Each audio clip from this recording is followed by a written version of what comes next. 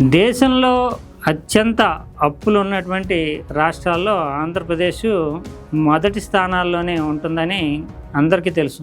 అయితే ఆ రాష్ట్రాన్ని బయటపడేయడానికి ఆర్థిక వనరుల సమీకరణ కూడా చాలా కష్టసాధ్యమని కూడా అందరికీ తెలుసు. ఎందుకంటే అది నగరాల కంటే కూడా గ్రామీణ వాతావరణం ఎక్కువగా ఉండేటటువంటి రాష్ట్రం కావడము, అందులోని ఇండస్ట్రియలైజేషన్ కానీ లేదంటే సర్వీస్ సెక్టార్ కానీ ప్రధానంగా లేకపోవడము. ఇప్పుడు తెలంగాణ చూస్తే కనుక సర్వీస్ సెక్టారు, ఫార్మా రంగము, సాఫ్ట్వేర్కి సంబంధించి సర్వీస్ సెక్టారు, ఇండస్ట్రియలైజేషన్ బలంగా ఉండడం వల్ల వనరుల పరంగా తెలంగాణ ఆంధ్రప్రదేశ్తో పోలిస్తే చాలా ముందంజలో ఉంది. కానీ ఆంధ్రప్రదేశ్ గ్రామీణ నేపథ్యం, వ్యవసాయము ఇటువంటి వాటిని నమ్ముకోవడం వల్ల వనరుల పరంగా కూడా చాలా లోపాలు ఉన్నాయి. పారిశ్రామికీకరణ కూడా పెద్దగా లేదని చెప్పాల్సి ఉంటుంది. అటువంటి పరిస్థితుల్లో తెలంగాణతో పోల్చి చూసినప్పుడు ఆంధ్రప్రదేశ్లోనే ఎక్కువ అప్పులు ఉన్నాయి. ఇప్పుడు తాజాగా ప్రవేశపెట్టినటువంటి బడ్జెట్ ప్రకారం చూస్తే దాదాపు 7.5 లక్షల కోట్ల రూపాయల మేరకు నికరంగా అప్పు చూపిస్తుంటే అందులోని దీంతో సంబంధం లేకుండా కార్పొరేషన్లు ఇతర రూపాయలు మరో 3 లక్షలు అంటే 10.5 లక్షల కోట్ల రూపాయల మేరకు ఆంధ్రప్రదేశ్ అప్పుల ఊబిలో ఉంది.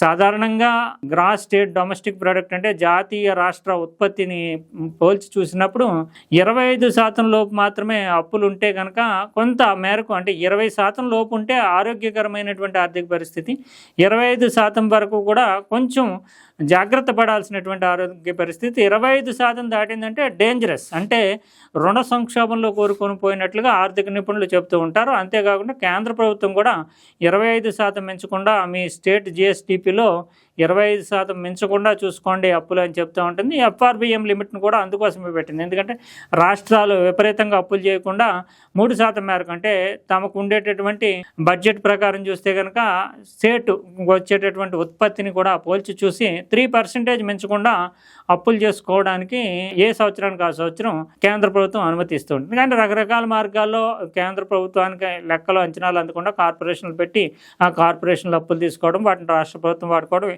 ఇలా జరుగుతూ ఉంటుంది.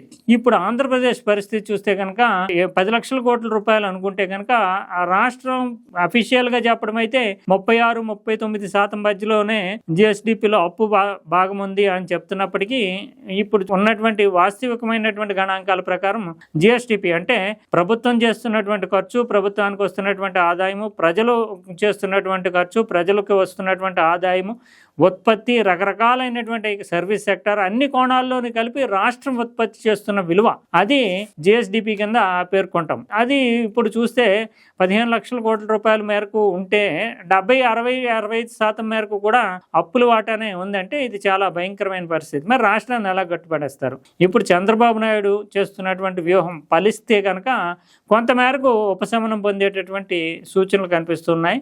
ప్రధానంగా చంద్రబాబు నాయుడికి ఒక విజనరీ, అంటే దార్శనికుడిగా చాలా పేరు ప్రఖ్యాతులు ఉన్నాయి. ఇండస్ట్రియలిస్టుల వద్ద కానీ అంతర్జాతీయమైనటువంటి బహుళజాతి కంపెనీల వద్ద కానీ ఆయన ఇప్పుడు ఆంధ్రప్రదేశ్ వనరుల ద్వారా కానీ కేవలం కేంద్రం ఇచ్చేటటువంటి సహకారం ద్వారా కానీ బయటపడేయలేము అనేటటువంటి ఒక స్పష్టమైనటువంటి అంచనాలో ఉన్నారు. ఎందుకంటే అక్కడ ఉండేటటువంటి సంక్షేమ పథకాలు చేస్తున్నటువంటి ఖర్చును తగ్గించుకోలేరు, రాజకీయ అవసరాల దృష్ట్యా ఉద్యోగుల ఖర్చు తగ్గించలేరు, ప్రభుత్వ ఖర్చు తగ్గించలేరు. పెట్టుబడులు రావాలి, పారిశ్రామికీకరణ, సేవా రంగాలు పెరగాలి, అప్పుడు మాత్రమే ఆదాయం పెరగడానికి అవకాశం ఉంటుంది.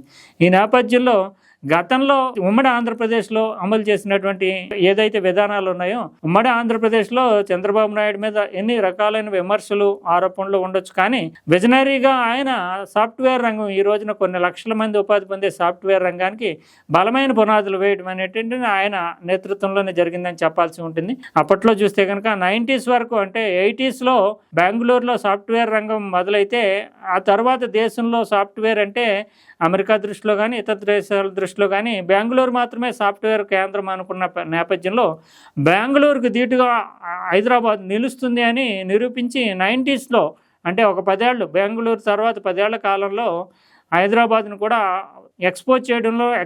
రివీల్ చేయడంలో చంద్రబాబు నాయుడు చాలా వ్యూహాత్మకంగా వ్యవహరించారు. అప్పట్లో బిల్ గేట్స్, అంటే మైక్రోసాఫ్ట్ అధినేత, వ్యవస్థాపకుడైనటువంటి బిల్ గేట్స్ని, బిల్ క్లింటన్ లాంటి వాళ్ళని, పారిశ్రామికవేత్తలని తీసుకురావడం కానీ, హైదరాబాద్ బిజినెస్ స్కూల్ పెట్టడం కానీ, వీటన్నిటి ద్వారా ఇక్కడ ఏదో జరుగుతుంది అనేటువంటి వాతావరణం సృష్టించడము. తర్వాత గ్లోబల్ డెవలప్మెంట్ సెంటర్, అమెరికా తర్వాత మైక్రోసాఫ్ట్ తొలి గ్లోబల్ డెవలప్మెంట్ సెంటర్ని హైదరాబాద్లో పెట్టడం, దాంతో మైక్రోసాఫ్టే వచ్చిందంటే మిగిలినటువంటి కంపెనీలన్నీ ఇక్కడికి రావడం, తర్వాత బిజినెస్ స్కూల్కి సంబంధించి ISB ఇక్కడ పెట్టడంతో మొత్తం అంతా కూడా ప్రపంచం అంతా కూడా ఇటువైపు చూడడము, ఇవన్నీ జరిగిన నేపథ్యంలోనే పెట్టుబడుల ఆకర్షణ జరిగి హైదరాబాద్ విపరీతంగా తర్వాత కాలంలో అభివృద్ధి చెందడం, అది ప్రధానమైనటువంటి ఆర్థిక వనరుగా. ఇప్పుడు చూస్తే కనుక హైదరాబాదు రాష్ట్ర ప్రభుత్వానికి ఇస్తున్నటువంటి ఏటా ఇస్తున్నటువంటి ఆదాయమే 75,000 కోట్ల పైచులకు ఉంటుంది అనేటటువంటి అంచనా. అంటే అంత పెద్ద వనరుగా మారింది. ఇప్పుడు మళ్ళీ ఆంధ్రప్రదేశ్లో ఆ రకమైనటువంటి వ్యూహాంతో ముందుకు వెళ్ళాలి. ఎందుకంటే వనరులు సమకూర్చుకోవడం కష్టం.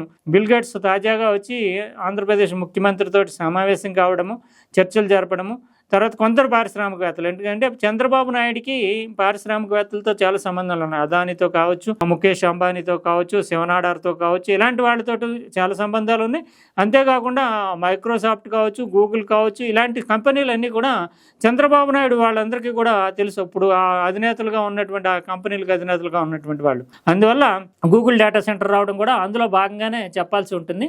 అందువల్ల ఇప్పుడు వివిధ దేశాల్లో ఉండేటటువంటి పారిశ్రామికవేత్తలు భారతదేశంలో ఉంటూ మల్టీనేషనల్ కార్పొరేషన్ నడుపుతున్నటువంటి సంస్థల అధినేతలు, వీళ్ళందరినీ ఆకర్షించడం ద్వారా ఆంధ్రప్రదేశ్లో ఏదో జరగబోతుంది, గొప్ప ఆవిష్కరణలు జరగబోతున్నాయి, ఈ రాష్ట్రం చాలా ప్రగతి పథంలో ముందుకు వెళ్తుంది అనే వాతావరణం, అంటే సైకలాజికల్గానే అట్మాస్ఫియర్ని క్రియేట్ చేస్తే కనుక పరిశ్రమలు వస్తాయి, తర్వాత ఈ సర్వీస్ సెక్టర్ కూడా వస్తుంది. అప్పుడు మాత్రమే దాదాపు అంటే సంవత్సరానికి ఒక 50,000 కోట్ల రూపాయల మేరకు వివిధ రంగాల నుంచి అదనంగా సమకూర్చుకోవాల్సినటువంటి పరిస్థితి కనిపిస్తుంది. రానున్న 10 ఏళ్లలో ఆంధ్రప్రదేశ్ యొక్క పరిస్థితి అనేది మరింతగా దిగజారకుండా ఉండాలన్నా, ఇప్పుడున్నటువంటి యథాతథ స్థితిని కొనసాగించాలన్నా, చంద్రబాబుకు ఉండేటటువంటి పేరునే పెట్టుబడిగా వాడుకుంటూ ఈ పెట్టుబడిదారులను, పారిశ్రామికవేత్తలను, సర్వీస్ సెక్టార్లో ఉండేటటువంటి బహుళజాతి కంపెనీలను ఆకర్షించడం అనేటటువంటిది ఒక దీర్ఘకాలికమైనటువంటి ప్రణాళికగా ఆంధ్రప్రదేశ్ ప్రభుత్వం సంకల్పించుకుంది. ఇప్పుడు అందులో భాగంగానే తనకి చిరకాల మిత్రుడైనటువంటి బిల్ గేట్స్ని తీసుకొచ్చి సమావేశం జరపడం. ఇప్పుడు నిజానికి బిల్ గేట్స్ ఫౌండేషన్ నడుపుతున్నారు. మైక్రోసాఫ్ట్ వేరేగా ఉన్నప్పటికీ బిల్ గేట్స్ పేరు ప్రపంచంలో అందరికీ తెలుసు. బిల్ గేట్స్ వచ్చి చంద్రబాబు నాయుడుతో కూర్చున్నారంటే మిగిలిన కంపెనీలకు కూడా ఆంధ్రప్రదేశ్లో ఏదో జరుగుతుంది అనేటటువంటి భావన ఏర్పడుతుంది. కాబట్టి ఆ వాతావరణాన్ని క్రియేట్ చేయడానికి ఈ సమావేశాన్ని వినియోగించుకోవచ్చనే మనం చెప్పొచ్చు. ప్రత్యేకించి చంద్రబాబు నాయుడుకి ఉండేటటువంటి లక్షణం, ఎందుకంటే ప్రచారం కావచ్చు, లేదంటే ప్రతి సంవత్సరం ఆయన దావోస్కి వెళ్ళడం కావచ్చు, పెట్టుబడులు అన్నీ కూడా రావు, కానీ ప్రెజెన్స్ చూపించడం ద్వారా ఆంధ్రప్రదేశ్కి వస్తే కనుక ఇవి కల్పిస్తామనేటటువంటి భరోసాని, హామీని ఇవ్వడము, తన విజన్ని 10 మంది ముందు చెప్పడం. ఒకనొకప్పుడు 90sలో అయితే హైటెక్ సీఎంగా దేశంలోనే తొలిసారిగా పేరు ప్రఖ్యాతులు తెచ్చుకోవడం, ఇప్పుడు హైటెక్ అనేటటువంటిది రొటీన్గా కామన్గా అయిపోయినటువంటి నేపథ్యం మన అందరికీ తెలుసు. క్వాంటమ్ వ్యాలీ కానీ, ఏఐకి సంబంధించి కానీ అధికారంలోకి వచ్చిన తొలి రోజుల నుంచి కూడా చంద్రబాబు నాయుడు మాట్లాడుతూ ఉన్నారు. ఆయన విజన్ ఫలించాలంటే క్షేత్రస్థాయిలో ఉండేటటువంటి మానవ వనరులను కూడా బాగా అభివృద్ధి చేసుకోవాల్సినటువంటి అవసరం అయితే ఎంతైనా ఉంది. కానీ పక్కాగా ఆంధ్రప్రదేశ్లో రాజకీయాలే ప్రతిదాన్ని శాసిస్తున్నటువంటి నేపథ్యంలో చిన్న అంటే వివాదాలు పెద్దవైనప్పటికీ కూడా అసలు అభివృద్ధి, ప్రగతి ఇలాంటి అంశాల మీద పూర్తి స్థాయి కాన్సన్ట్రేషన్ చేయకుండా పొలిటికల్ రైవలరీస్ అంటే రాజకీయ ప్రత్యర్థుల మీద పైచేయి సాధించడానికి ఇటీవల కాలంలో చూసాము. లడ్డూల వివాదం కానీ, లేదంటే చంద్రబాబు నాయుడిని దూషించారంటూ అంబటి రాంబాబు, జోగి రమేష్ ఇలాంటి వాళ్ళని అరెస్టులు చేయడం కానీ, వీటితోటి మొత్తం డైవర్షన్ అంతా కూడా ప్రభుత్వ యంత్రాంగం డైవర్షను, తర్వాత పాలక పార్టీ డైవర్షను, ఇవన్నీ కూడా రాజకీయాల చుట్టూ కేంద్రీకృతం అవుతుంటే ఖచ్చితంగా ఆంధ్రప్రదేశ్కి అది ఇబ్బందికరమైనటువంటి వాతావరణంగానే మారుతుంది. రాజకీయ స్థిరత్వము లేనటువంటి చోట్ల కానీ, శాంతి భద్రతలు తక్కువగా ఉన్నాయనే చోట్ల కానీ పారిశ్రామికవేత్తలు కానీ ఇతరులు కానీ పెట్టుబడులు పెట్టరు. ఎందుకంటే తాము పెట్టేటటువంటి పెట్టుబడికి ఒక స్థిరత్వం ఉండాలి, భరోసా ఉండాలి. మళ్ళీ రాజకీయాల్లో మార్పులు వస్తే కనుక తమకు ఇబ్బందులు ఎదురవుతాయి అనే వాతావరణం ఉంటే ఖచ్చితంగా అది ఈ సంకల్పానికి ఏదైతే ఆంధ్రప్రదేశ్ ప్రభుత్వం సంకల్పించిందో దానికి ఇబ్బంది ఏర్పడవచ్చు. ఉదాహరణకి జగన్మోహన్ రెడ్డి అధికారంలో ఉన్నప్పుడు గల్లా జయదేవ్ అంటే అమర్ రాజా బ్యాటరీస్ కంపెనీ మీద విపరీతమైనటువంటి దాడులు చేయడంతో అమర్ రాజా కంపెనీ తనకు ఒక 10,000 కోట్ల రూపాయలు పెట్టుబడులు పెట్టాలనుకున్నదే ఆంధ్రప్రదేశ్ నుంచి పక్కనే ఉన్నటువంటి తెలంగాణకి తీసుకొచ్చి పెట్టడం అనేటటువంటిది జరిగింది. నిజానికి ఆంధ్రప్రదేశ్ నుంచి అప్పట్లో ఎంపీగా ప్రాతినిధ్యం వహిస్తున్నటువంటి గల్లా జయదేవ్ తన కంపెనీకి సంబంధించినటువంటి పెట్టుబడులని ఆంధ్రప్రదేశ్లో పెట్టకుండా తెలంగాణకు తరలించారు. అంటే రాజకీయ స్థిరత్వము, తర్వాత ప్రభుత్వం నుంచి భరోసా ఉండాలి రాజకీయాలకు అతీతంగా. అది చేయగలరా లేదా అంటే ఇప్పుడున్నటువంటి పరిస్థితుల్లో జగన్మోహన్ రెడ్డి వర్సెస్ చంద్రబాబు నాయుడుగా చాలా కక్షపూరితమైనటువంటి రాజకీయాలు నడవడం అనేటటువంటిది ఆంధ్రప్రదేశ్కి శాపంగా మారింది.